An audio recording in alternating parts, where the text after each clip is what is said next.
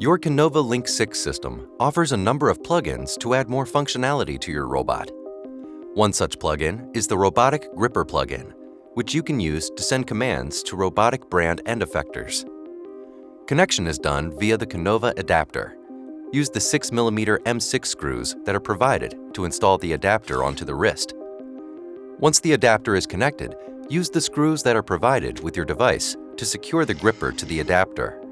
After installing the plugin, its default configuration should allow the use of a robotic device right away.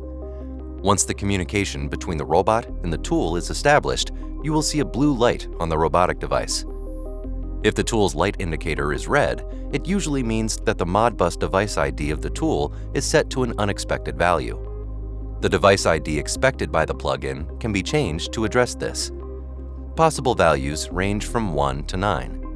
You can see the device ID under Plugins, name of plugin for the device, then Configurations page. The Modbus device ID of a robotic tool can be changed using robotic software.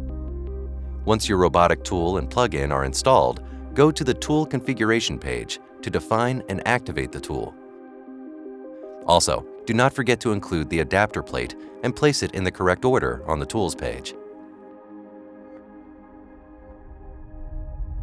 A number of tiles are made available by the plugin to send commands to the gripper in the programming interface.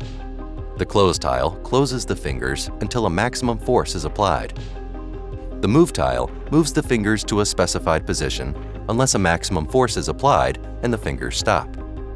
The Open tile opens the fingers completely unless a maximum force is applied. Finally, the Reset tile initializes the gripper. It must be run each time the gripper is powered to enable any other gripper action. Once initialized, thanks to the Robotiq Gripper plugin, you can open and close the gripper using the plus and minus buttons on the wrist.